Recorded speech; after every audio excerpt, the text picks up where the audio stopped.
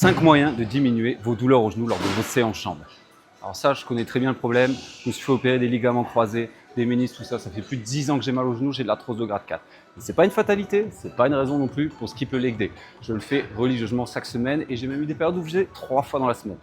Alors, première technique qu'on pourrait utiliser, c'est de commencer par le leg curl. Vous allez me dire, pourquoi on commence par l'isolation des ischios avant de faire le squat, là où on serait le plus fort?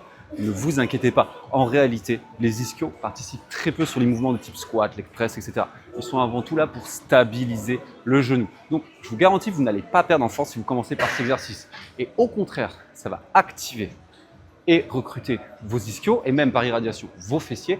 Et du coup, votre potentiel de force sera décuplé car vos genoux seront plus stables. En plus de les échauffer, envoyer du sang, préparer les articulations. Donc, je vous garantis, ça aide beaucoup.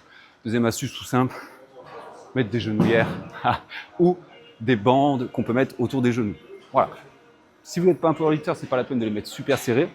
Juste que ça vous maintienne l'articulation, vous rende ça un peu plus stable. C'est un peu comme si vous étiez déjà encore mieux échauffé. Je vous garantis, ça fait du bien en plus d'augmenter légèrement votre force. Troisième astuce, ça peut être d'utiliser des bandes ou des bandes inversées ou encore des chaînes pour les plus chanceux d'entre vous. On vient juste de le faire là. Le mieux, c'est encore pour les douleurs au genou d'utiliser les bandes inversées de manière à ce que quand le poids diminue, ça allège le poids et quand on remonte, c'est plus difficile.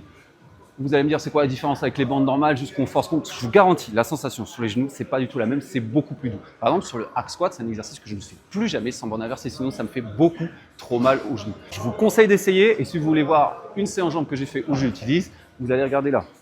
Quatrième astuce, ça peut être de travailler vos jambiers antérieurs. Donc, c'est les muscles opposés aux mollets.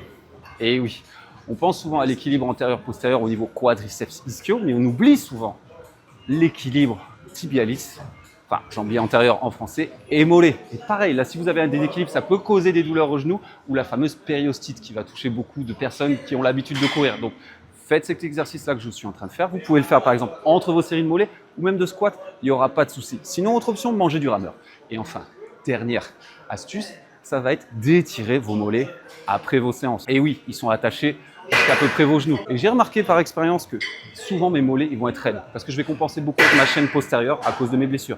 S'ils sont trop raides, ça va tirer, ça va causer des douleurs. Donc, ça prend 1 minute royalement en fin de séance de les étirer. Vous pouvez même faire de la mobilité active ou ces fameuses élévations tibiales. Je vous garantis, ça va alléger beaucoup de douleurs et vous vous sentirez mieux. Alors, essayez d'incorporer 1, 2, 3, voire même toutes ces astuces dans votre routine et vous m'en direz des nouvelles. Je vous garantis que vous aurez beaucoup moins mal aux genoux.